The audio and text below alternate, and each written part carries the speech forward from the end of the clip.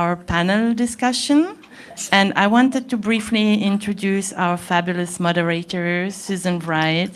Susan is a program manager at the County of San Mateo with its Office of Sustainability, and she has been leading climate protection initiatives with an emphasis on energy efficiency and electrification, of course the REACH code developments, but also touching upon EV, electric vehicle adoption, climate action planning, climate resilience. So you have had your plate quite full, Susan. She's also collaborated with regional stakeholders to scale up efforts to transition the homes and businesses from natural gas to all electric. And Susan is a graduate from Principia College with a Bachelor of Arts in Political Science and holds a Master of Public Administration from the Presidio Graduate School. So I think we'll give a minute to our panel to get settled, and then I'll pass it on to you, Susan. Thank you.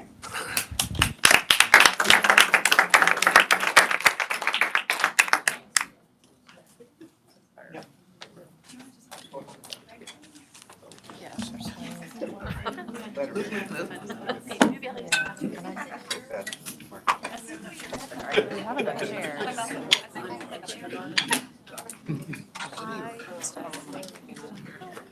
Oh my goodness.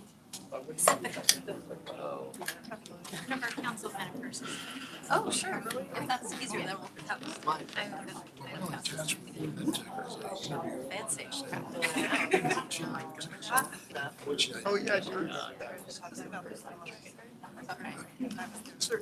The guy very tired. She's done a very nice job. But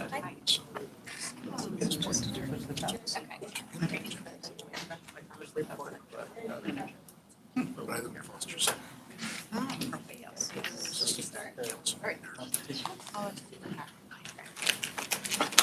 We're starting. How's that? No, not good?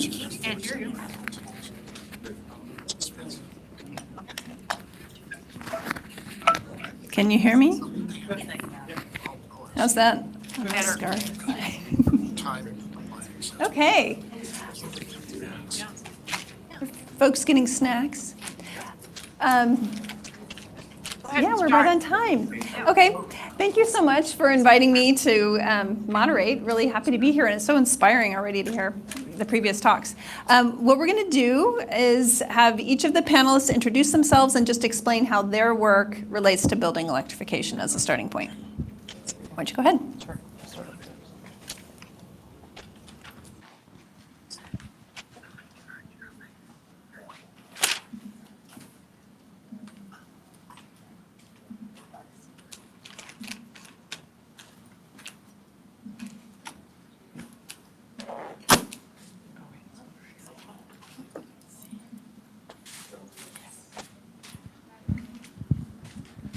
All right, good afternoon, everyone. My name is Jeff Skasel. I'm a senior energy program manager here at Genentech, and I lead energy efficiency programs, both in the South San Francisco and Dixon campuses. Just a quick recap, I know that Jeannie covered some of this, but we are a 5.5 million square foot campus here in South San Francisco, employing about 13,000 or so employees and about 60 buildings. So I'm going to talk a little bit about Genentech's path to electrification and what that's going to look like between now and 2030. And I just wanted to mention one thing that Jeannie also touched on, which is the fact that as of March 1st, I'm really happy to announce that all of our purchased electricity here at Genentech is 100% CO2 free.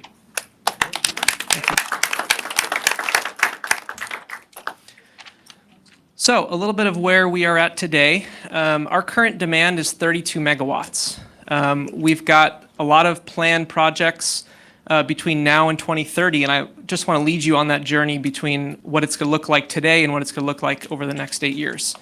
So we've got a number of zero emissions projects that are occurring across the campus. The first one is focusing on bus and EV charging. So we are expanding our fleet from 22 to 80 buses, and we're also going to be having about 1,300 EV chargers on campus. We're also focusing on electrification. So as we move away from natural gas and we electrify our buildings, that's going to be about a 10 megawatt predicted demand. A lot of that has to do with our moving to heat pumps as we exit some of our natural gas buildings. Now onto the future needs. So we're predicting between 12 and 20 megawatts for our future needs. We also talked about some of our expansion across campus, and then about 5 megawatts as business changes. So overall, what we're predicting between now and 2030 is that our overall demand on this campus in South San Francisco will be between 57 and 65 megawatts. Just a little brief history on sort of where the campus is at today. We currently have 6 power distribution feeders that feed all the power for Genentech South San Francisco. All 6 of those feeders come from one substation, the East Grand substation. Only 1 out of 6 of those is actually dedicated to our site. And obviously, this probably goes without saying, but there's a lot of increased connected electricity load for all of PG&E South San Francisco, and that is putting a burden on some of the feeders. And so what that means is that the East Grand substation that we heavily rely on is becoming more taxed. And so on to the future, we've been working very closely with PG&E to try to plan for the future. It takes about 4 to 5 years to expand capacity on any substation within PG&E's network, and so we've been having those conversations early. And then also the fact that there's a lot of development going on across South San Francisco. We've seen it. It's really not just South San Francisco, but also San Mateo County. We've seen a lot of development, a lot of new buildings come up, especially here in the Oyster Point corridor. And so Genentech's footprint and our power demand is expected to double between now and 2030. So that's something that we have to really balance those two. So I'll hand it over to Rupak. Great. I also just wondered if Jenna wanted to add anything while we're talking about Genentech. Hi, I'm Jenna Jadala. I'm an energy management engineer here at this campus. And so my primary role is to figure out how to reduce our demand and making sure our buildings are running as optimal as they can be. And so it's really cool because we're able to be creative and figure out ways to reduce our demand and work with PG&E to explain to them our current needs and then what our future needs will also be like. And so my primary role is to work on projects, work on energy change measures to find ways to reduce that demand and meet our true zero emissions. How about Rupak? Good afternoon, everyone. My name is Rupak Kandasamy, proud resident of Redwood City, climate best by government test. My role here is with Block Power. We're a startup that's headquartered in Brooklyn, but expanding our West Coast presence. We're working locally with the city of Menlo Park. We've gotten a resolution commitment thanks to Menlo Spark and their amazing work, as well as Environmental Quality Commissioner Angela Evans. And so we're embarking on a huge project to help electrify the whole city. So that's some of the work I'm doing here. So excited for the peninsula to lead the way. As well, I'm also affiliated with 350 Bay Area, which is a local climate advocacy group that tries to push for climate policy. Good to be with you all. And Jonathan. Great. And so I'm Jonathan Hartman, principal at Group 4 Architecture, just right on the other side of the freeway here. And we are just and a proud resident of the county, resident of Belmont. So shout out to platinum sponsor Belmont here, if you noticed that earlier. And our firm has the great privilege of working with so many of your municipalities on civic buildings, so including the Burlingame Community Center that you saw as an award winner up here earlier today. I see that hand back there. And so it's nice to have the local support and just be able to work through the municipalities to work on electrifying the infrastructure there for the community buildings that was referenced earlier by Panama. So really excited to be with you today and to share. Panama, did you want to share any more? Again. Okay, great. Just want to make sure it's not echoing if I have this on. And I just want to say one more thing about my work at the County of San Mateo. We work, as Christine was saying, very closely with Bayren and Peninsula Clean Energy on promoting building electrification. And I wanted to say, coming very soon, we're just completing a case studies project of the costs of electrifying 10 different single-family homes in San Mateo County. And so we're going to have a 2-hour presentation about that. It'll either be in December or January, but we'll certainly get the word out through SSMC about that. So it's going to be a really helpful study. We got costs from 3 sets of contractors for every measure in these homes, and so it's going to be helpful to share with everyone.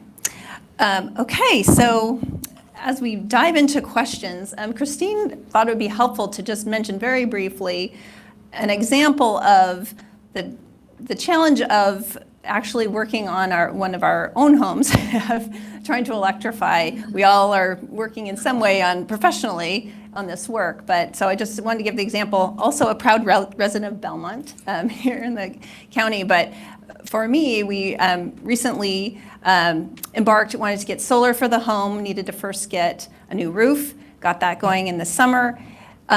Just figuring out how much we were going to size up the solar to be prepared for a future heat pump water heater and space heating was actually pretty complicated, and so that was a little tricky, but we got that worked out. Needed to upgrade our electrical panel a little bit to take care of being ready for the solar. Got that new electrical panel moved, but we're still waiting for PG&E to hook that up. It's been a couple months, and we get a call every week from our solar person saying, we don't know when it's going to happen. We're still here. So that's happening. Meanwhile, our oven died, and we decided it would be better to get a combo induction stove oven unit. Really excited. Bought that. Thank you.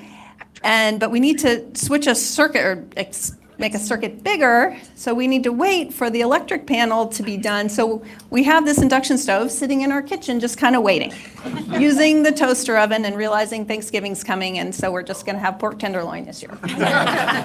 That's my personal story. So anyway, moving on to our questions for the panel. So starting with Jonathan and probably Panama. As my example indicates, it's complicated and challenging to electrify existing buildings as opposed to new construction. So what can we do to make this efficient? I feel like this is where I was supposed to offer as a neighbor professional services to you. So I guess we'll have to talk afterwards, but I'm not sure how my slides are going to advance, but I do have a few things in the deck if that's possible. So I think the things that have been talked about today are real. You know, these are real real dilemmas, and these are blank pages. These are, you know, I'm going to say these are the easy projects, which is completely untrue. But doing new construction gives you control over all the different parameters, right? And so you have the ability to optimize the envelope. You have the ability to target net zero energy. You know, like in Burlingame's leadership example, you have the ability to actually put those PVs on the panel up front, so we target it and we fulfill it all before the building opens. You know, and we have these opportunities, but how we deal with our houses and how we deal with the existing building stock, and if we look here at hovering over the 101 freeway, looking at South San Francisco downtown here, how do we deal with all these buildings? You know, and which is, as Panama said so eloquently, you know, this is a huge percentage of our building stock, and really is in many ways where the heart of our efforts are going to lie in the next decades. Hopefully the shorter end of the next decades. And so as we go on to the next one, you know, the case study that I wanted to highlight today is a commercial building, but the parameters pertain to residential buildings as well. And so this, for those of you that don't drive past the Georgie Furniture Store on your way to Taco Bell on Baden Avenue in South San Francisco, is the old Central Fire Station in South San Francisco. It's been vacant for 15 years, and hopefully this time next year, it'll be at least partially occupied by Group 4 Architecture as our future home. And so obviously this was built with gas in mind. And so part of our mandate here is to figure out how we do right, and we live by our own sort of mandate here, our professional mandate. How do we electrify this building? And so we're going to kind of walk through those steps, and I think the general principles apply. Happy to chat with anybody afterwards. Yes, sir? How old is the building? The building was built in 1948. It's a cast-in-place concrete building with a wood roof, so we've got lots of thermal mass, almost no insulation, and a really fantastic training tower on the back that no one knows quite what to do with, but darn it, it's cool. It's my partner Dawn's, my business partner Dawn's going to be her office there, is what she's claiming. So I'm not going to fight her for it. It's going to be good. So if we go to the next slide, so you can see sort of where the idea here is that we're going to transform this thing into something lovely and beautiful and charming and electric, all in one shot. And we can keep moving forward here. And so really this is a holistic approach. I think as Susan said it well, it's not just one decision. That decision has ripples through the pond to all these different pieces. And so we want to think about the pond holistically from all sides of the shoreline as we move forward. And so using existing conditions to our advantage as a broad topic is sort of the first step. You know, the carbon's already sunk in this building. We don't need to recarbonize this building by tearing out half of it and starting over, right? There's other ways to think about this problem. We want to then augment or strategically add on top of the existing conditions to enhance our current situation. And finally, we want to prepare because we are facing similar things to what Susan is facing in her house, that this isn't going to be for us. We don't have the luxury of having this be a one-shot deal. This is going to be a multi-step process, and planning that multi-step process up front as best as we can, knowing that the unknowns are going to hit us no matter what, is part of the path to success on this project. And so if we move to the next slide here, existing conditions to our advantage. So the concrete walls are not necessarily a negative, right? There's a lot of thermal mass there.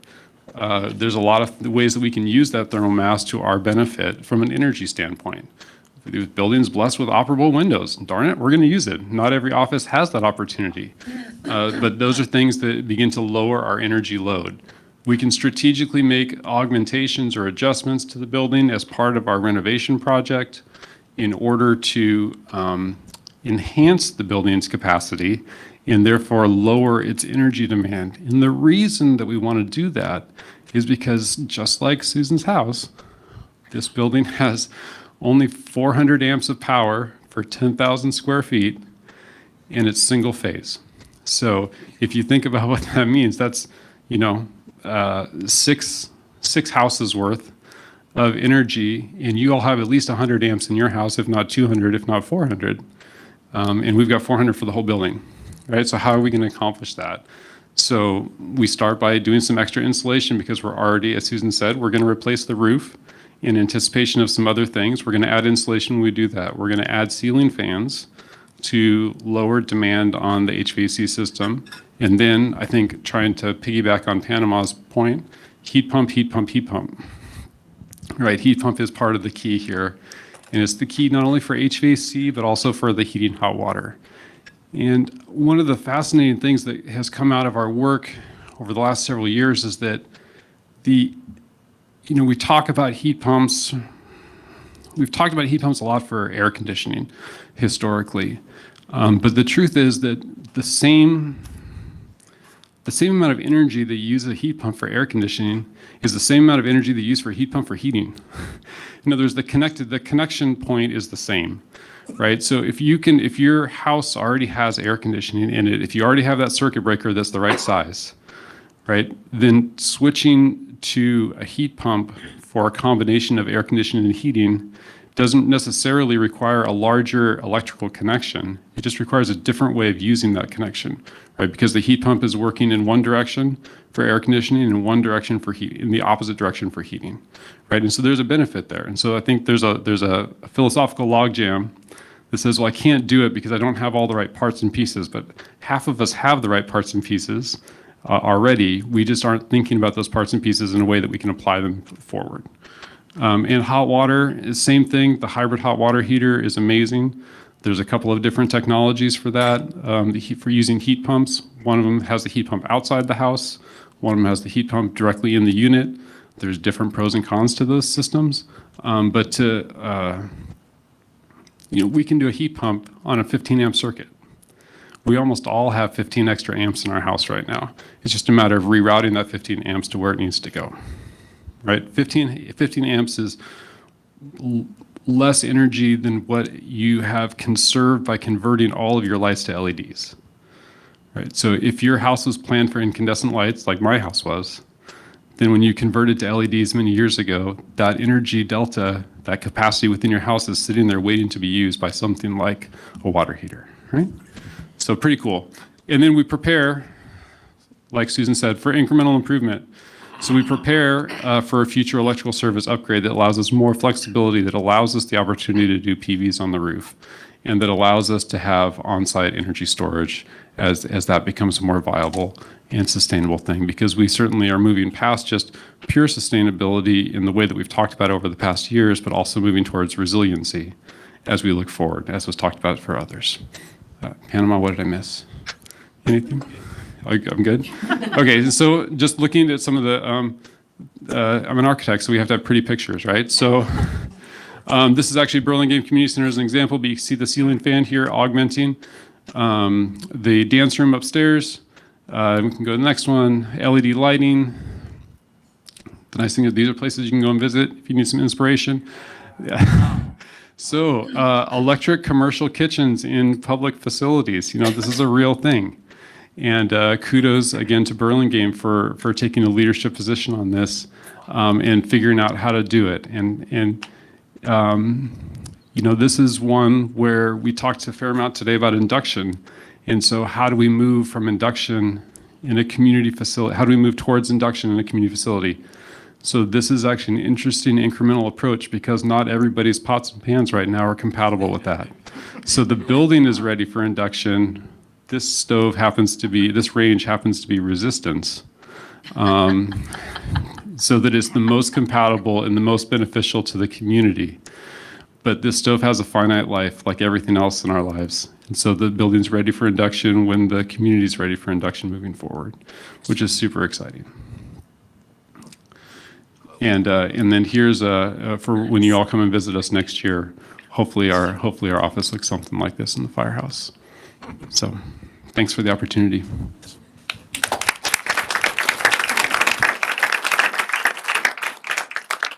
Panama, did you have any? Sure, I'll be brief.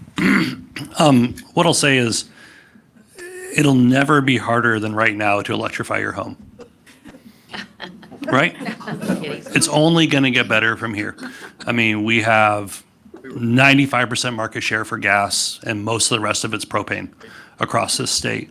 We just now are having the first programs rolling out. Awareness is just hitting. Like, this is absolutely not the worst time. Probably last year was the worst time to electrify your home, but like, it's only going to get better from here. The critical thing for all of you that work on advocacy at local governments or work at local governments is going to be, we have 7 years before we're going to ban the technology that all of our HVAC and plumbing companies built their businesses off of here in California. How are we going to prepare those contractors for that future within our communities? How are we going to make it as easy as possible for them to do the right thing in our communities through permit streamlining and anything else we can do around education and making it profitable? The only reason they're going to make the switch from what they know to this new thing we want them to do is if they can make money off of doing it. Give them a reason to do it. And so that's what we all need to work on collectively at the local level, is helping them get access to all this money that's coming and make it easy for them to be able to use it so we can build that workforce that we need. Great. Thank you. So let's talk about resilience. How is going to all electric affecting resilience? And what about on-site? I'm going to turn this. So what about, what role does the electricity generation on site and battery play? And so Jenna and Jeffrey. I can start. So one of the things that I just wanted to mention is here at Genentech, what we're trying to do is, first of all, conserve, because if we can conserve more energy, that just means that we have to create less of a footprint for backup generation and storage. So we're putting a very robust program together here where we're going through every building as part of our zero emissions initiative, and we're trying to retro commission every building. So we're starting with modeling, then we're fixing what's broken, repairs, and then optimizing it. That's what we've historically seen across the industry has been a very successful model. For on-site generation, so we have 16,000 solar panels here in South San Francisco. At peak production, that's about 20% of our load. Obviously that's the largest installation here on the peninsula, but we've been doing everything that we can to figure out how we can expand our on-site generation. And then in terms of sort of emergency generation, we do have emergency generators if the need does arise during a power outage, and we can exercise those as necessary. Thanks, Jeff. And then adding on to that, like said earlier, we are electrifying our fleet as well as our employee charging by 2030. And so eventually we'll have port chargers. So if someone has an electric vehicle, they'll be able to charge it on site here. And so we are working with PG&E now to plan for our changing demand. So we are prepared for the next 10 years, even beyond that. Thank you. Susan, I have a quick question for them. Oh, sure. Is it, It's related to what they just okay, said. okay. How does it work? I'm a homeowner with solar panels on my roof, which I was asking, how does it work for a business like Genentech? I have solar panels on my roof at home, but I have to sell that power to PG&E. Does it work the same way for a business?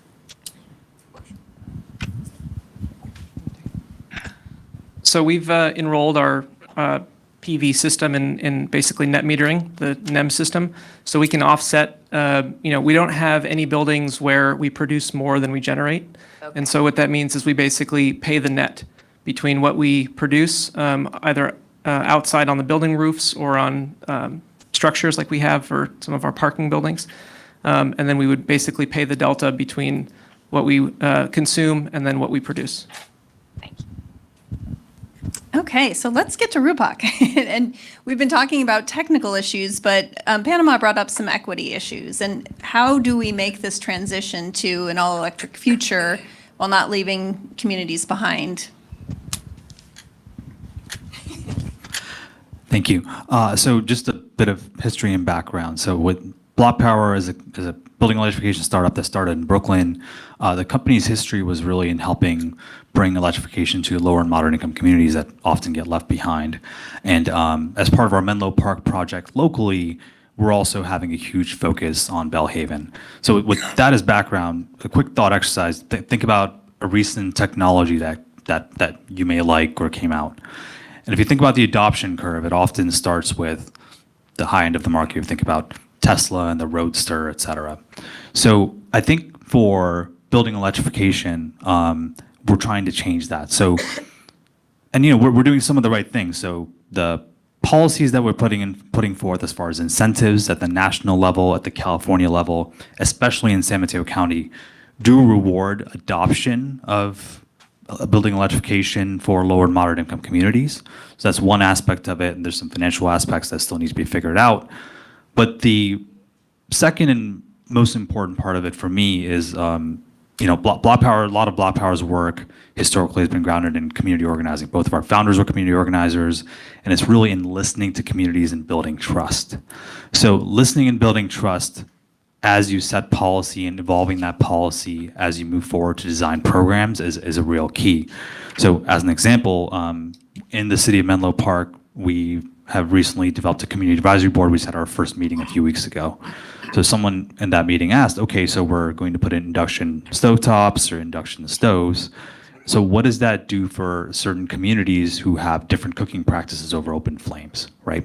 So having that as a consideration. So having that kind of direct community engagement is really key. And then lastly, I'll mention, disadvantaged and justice effective communities know their homes are unhealthy, know their environments are unhealthy. So listening to them on what sort of changes they want will also drive adoption. So what we found in Block Power's expansion to the west was really based in Oakland. And in Oakland, what we found was that really what a lot of folks in justice-based communities want is health and comfort. They're actually willing to pay for that health and comfort because these are upgrades.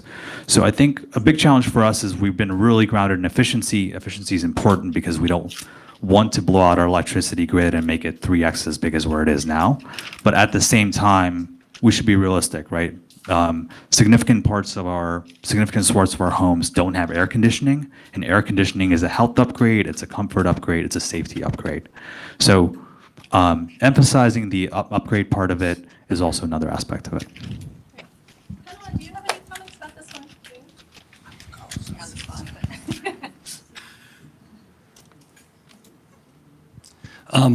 We're going to always have a limited amount of public funds that we can put towards anything. You know, we just, I think that, I would say we're not taking climate change seriously in America or in California yet at the scale of the impact that we can all expect, right? Like, we're not making investments anywhere near what we know the impacts are going to be in our country. And I think that with the limited public dollars that we have a responsibility to use that within the communities that are going to have the hardest time transitioning off the gas grid, that can least afford to be able to pay for these upgrades. And so I'm encouraged to see that so much of the IRA and the state money is going to be focused on those areas. And I think the key to all of this is going to be implementation at the local level. And so how do we work to make sure the Energy Commission doesn't screw this up and give us programs that don't work? And how do we make sure that we actually, in our communities, are preparing ourselves to be able to focus that money and use it to its best purposes? Because there's not an unending stream of that fund, so we have to use it really responsibly. I have a quick related question. Okay. How do we protect renters? How do we, if we can get landlords, if we can get landlords to use these funds to electrify their homes that are being rented out, the landlord thinks their property's worth more, they raise the rents, the renters may get displaced. How do we address that?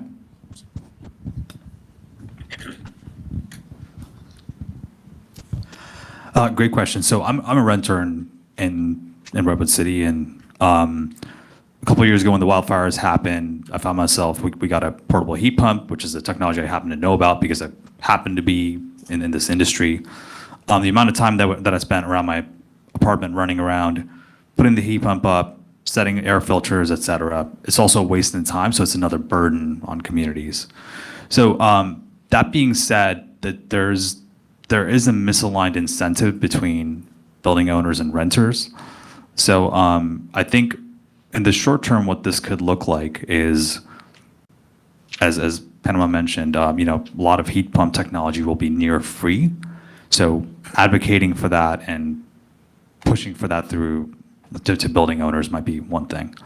But, I think we have to start where it's possible. So single family, commercial, et cetera.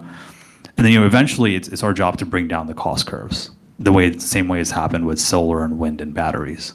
So we have to bring down the cost curve so that in 2, 3, 4 years, this is the most attractive option for when it's time to replace.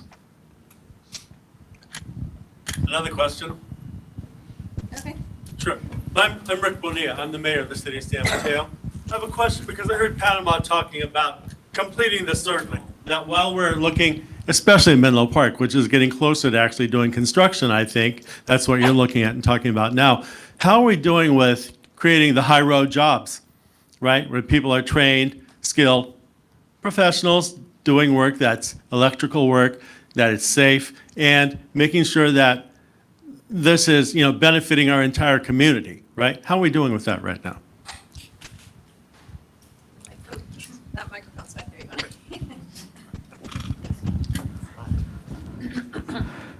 So thanks, Rick. I think part of the second part of the trust equation in Oakland, in addition to comfort and health, we also found that people wanted jobs, and jobs in the places where the electrification is happening. So Rick, I think just to be transparent to the entire room, right? We've had conversations with JobTrain as a workforce development partner in Menlo Park. So JobTrain, great organization. They work with underserved communities. They provide wraparound services to be able to provide upward mobility. So Rick, since our last conversations with IBEW and also San Mateo Building Trades Council, thank you for introducing us. What the progress we're making is in bridging pathways. So I think with building electrification specifically, after implementation, there will be opportunities for these buildings and for the equipment to be to be right-sized, to be fine-tuned.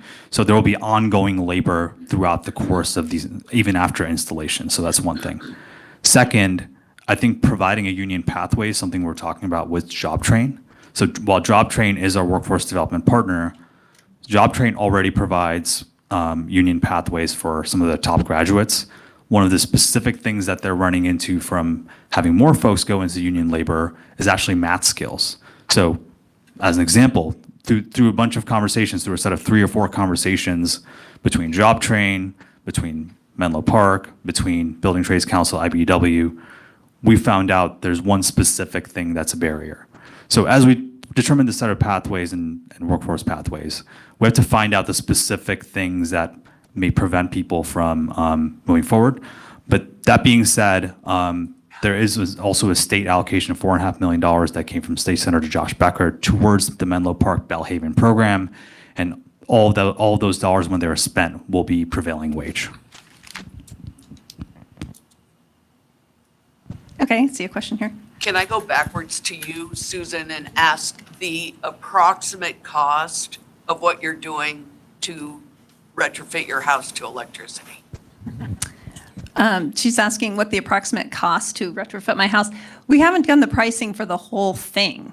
I mean, I think that's the thing, is that we're essentially going to be doing it incrementally, and so I honestly don't have that completely there, but we are definitely looking at the Inflation Reduction Act. We're planning to get the tax credit, that sort of thing. But I would say, also, that sounds like we don't know everything, and we don't. But as I mentioned earlier, did professionally now, we have these case studies where we're getting the pricing and looking at that, because I think that's what everyone wants to know, is what to expect. Susan, can I comment on that? Please. So one of the best things about the California Solar Initiative, the program that really took our solar industry to the next level that we have now here in California, is that it was required to make all the public from the program, all the data from the program public. And so there was a website where you could see every single project that got installed that used one of those rebates. You had where it was installed, what system was installed, what contractor installed it, how much it cost. We now have that for heat pumps. The California Tech Program is our first effort to fund heat pumps and heat pump water heaters in California. There's a publicly available database of all of the, I think it's up to 5,000 projects that have been installed now, and it has what zip code it was in, who did the work, which contractor, how much that cost, and we're actually going to have performance data coming from it now, because we've gotten access to PUC data on electricity performance, so we can see how, who's making good installations, who's making bad installations, who's charging way outside the norm for it. So if you go to Tech Clean California, there's a publicly available database of every installation that's been done, and we can get away from the anecdotal and go towards the actual industry-wide standards. That's awesome. I think we have time for one more question. Yeah. You're not the first one I've heard of who's had trouble from PG&E, with PG&E giving them, approving it, the project. Seems to me PG&E should be way more responsive if they want to help out in this. That is a comment or a question. She's saying, shouldn't PG&E be more responsive? I mean, definitely. I don't know what the slowdown is. I don't know. Does anyone have any insights on that?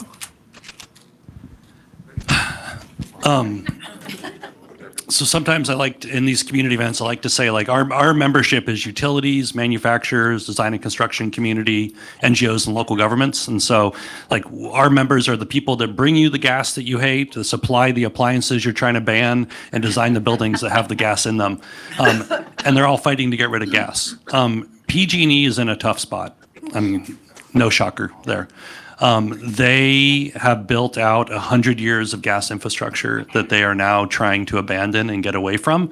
And they do not have a regulatory structure over them that really allows them to be able to make any profit at all by doing that. And so they are really just losing money every single time they try to do something on building decarbonization at scale. The small stuff they can do, like what I described with CSU Monterey Bay, but at scale they're having a completely hard time. So what they're doing is they're supporting, governments to adopt REACH codes. And they're trying to support this more neighborhood-wide approach to building decarbonization.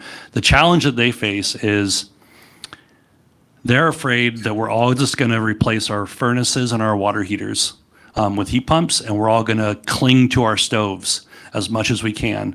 And stoves only make up about 5% of gas demand in our homes, and they're going to have to run an entire gas system and maintain it safely, just for us to be able to cook with gas and charge everybody $180 a month just to be able to cook with gas. So the pressure we need to put is not so much on PG&E, but it's on the Public Utilities Commission and Governor Newsom about, you are not changing the rules to allow PG&E to go ahead and help us with decarbonization. And everything you're saying you want to do, you're not actually forcing your PUC to make those changes to make it possible.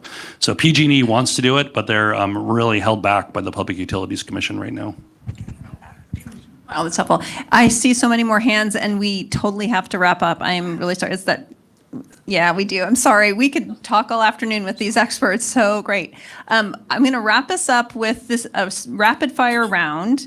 It is 2032, and we've made so much progress with this. Looking back, what was the one thing that was, a lot of things, but what's the one thing that stood out that really made a big difference?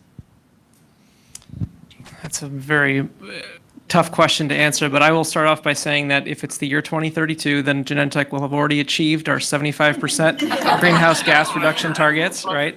So at that point, I think looking back, I think we'll be looking at some of the new technology, some of the heat pump technology that's coming out. I know heat pump. I've heard that, that buzzword thrown out quite a bit here, and that's something that we're looking at, partnering with the industry and figuring out how we can really make that a reality here at Genentech. Nice. 10 years out. What's the big thing? We've decarbonized 10,000 buildings in Menlo Park.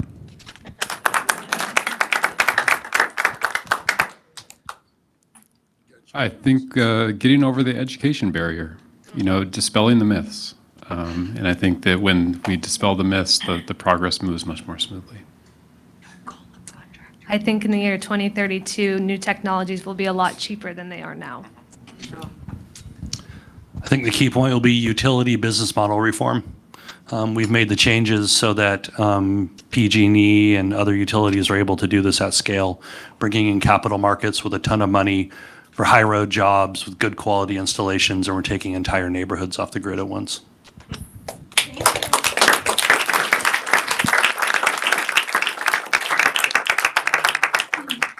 Thank you to our panelists, and back to you, Christine. Well, thank you, all of you, and I can't wait to be in 2032. I don't know about you, but that seems wonderful, so each one of your comments. So I think I'm just going to quickly wrap it up here. So just wanted to do one last plug about our indicators report. So if you haven't looked at it yet, please do go on our website. So that's our tiny URL, but you can really go on a home page. There is like a slider, and you can just right-click on it, and then you will read the report. And just a reminder about our call for nominations. So we really have had already like a very good slate of nominations, but we are always looking for more. So again, it's organizations, individuals, and buildings. So you can find that on our website too.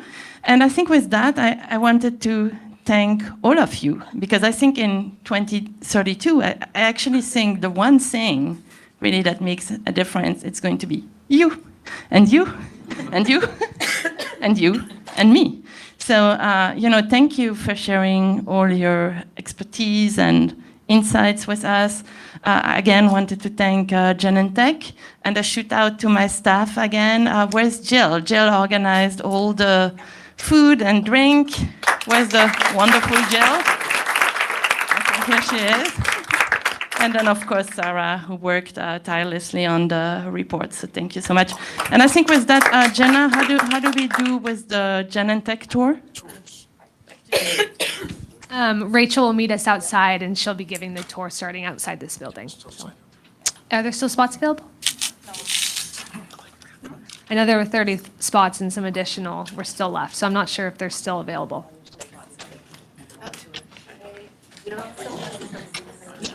Are we still having spots on the